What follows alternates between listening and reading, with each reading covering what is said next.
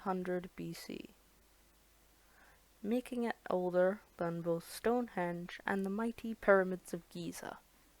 Skara Brae's history is turbulent and mysterious, and due to it being so old, it's hard to really make a precise timeline for its history. However, thanks to archaeological artifacts and the odd bit of digging, we can really piece together how the ancient Orcadians lived, and also how they met their demise. Peoples of Skara Brae were most likely roving bands of hunter-gatherers, farmers, and fishermen. It is also thought that the Orcadians numbered around 50 to 100 people in Skara Brae, making them a formidable contender in the region. However, despite their powerful stance, it is believed that the people of Skara Brae were largely peaceful compared to the roving nomads of the south and east. We can say this because there are no weapons or armaments found at Skara Brae.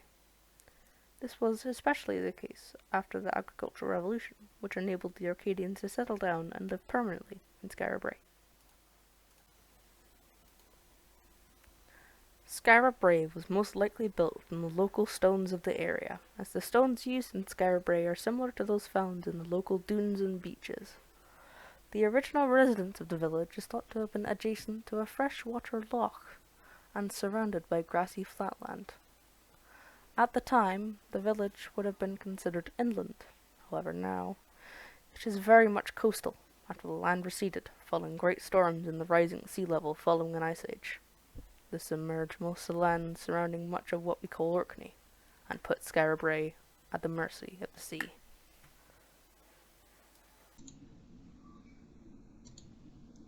However, the Orcadians eventually left the settlement for unknown reasons around 600 years after its founding, and Skara Brae sank under the sand for thousands of years, waiting to be rediscovered. In the nearby areas, remnants of other tombs and villages would also be submerged beneath the sand, or destroyed in the unforgiving tides of the Pentland Firth.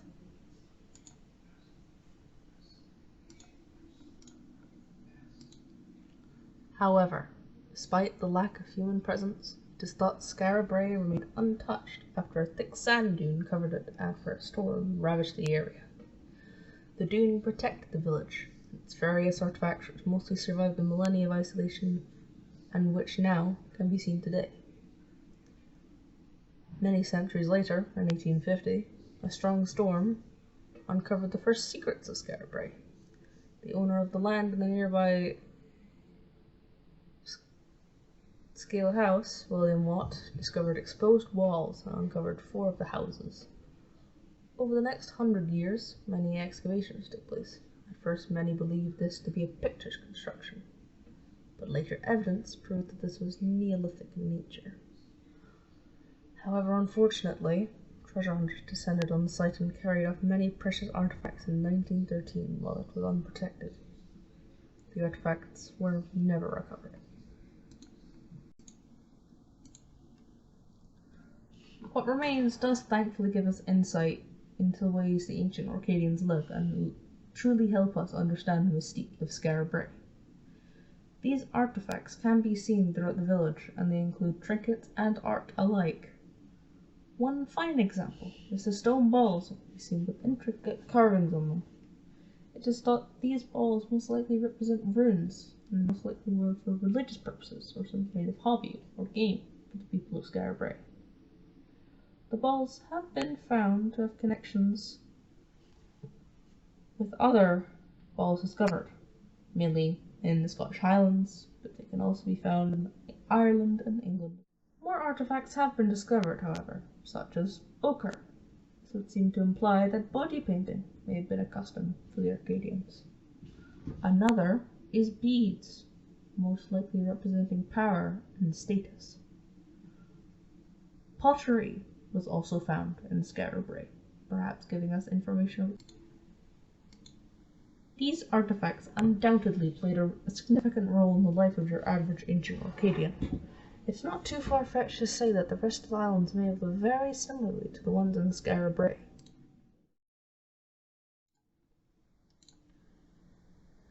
However, the architecture of the houses cannot be ignored, as they were very advanced for the time. The number of houses can be chalked up to around 12, and these are extremely close together. The clustered housing, which was built into the man-made hill, protected the villagers from the elements and likely made an attack by predators and outsiders more difficult. The Orcadians also used things like shells and other garbage to build what seems to be insulation. Despite evidence of regalia, it seems that the actual housing was standardized, with no obvious leader's house. This may have suggested a form of communal lifestyle, as the architectural differences found were more based on when the property was built, new ideas added in newer builds, rather than a hierarchical structure. There is also evidence of a primitive filtration and sewer system that would increase the standard of living in Skara drastically. Furthermore, there is evidence of toilets and drains in each house, along with beds, herds, and cupboards. Finally, there is evidence of a great tomb in Skara, suggesting that the Orcadians were very closely linked to the peoples around them.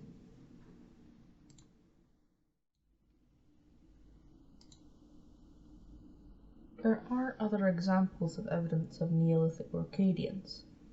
One such example is the Nap of Howard, which resides on the nearby island of Papua Westray. Culturally and physically, it is very similar to Skara Brae, and some have even said that it strengthened the case that the peoples of Orkney were most likely very interwoven and very diplomatic in their every day-to-day lives. Nowadays, old enemies have come into play, as the hungry sea and ravenous wind that exposed the marvel of Skara in the first place are hungry for the treasures of this archaeological mystery. Sea walls and shoring of defences from the local government have been installed in an attempt to delay Skara's return to obscurity from the wrath of the ocean. Measures have also been made at the site to prevent visitors from accessing the vulnerable sections.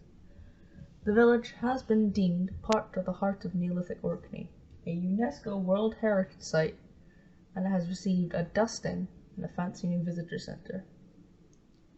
The artifacts that remain are on display for the world to see, and Skara is now known for its preservation and rich history.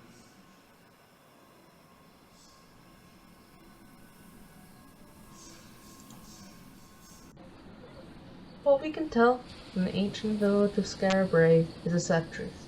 As time passes, one day, Skara will eventually be reclaimed by the sea, its history and secrets washed away for good.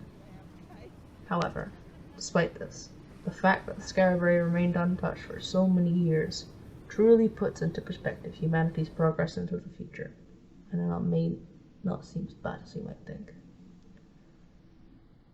And because Skara has survived all these years, should really prove the metaphor for humanity and civilization, despite the dark times will eventually triumph. But at the end of the day, it's the Orcadians we have to thank to create such a masterful window into the past for us all to look upon. So, I implore you, if you can ever get the chance to visit Orkney and Skara yourself, you should. For it's an experience you will never forget.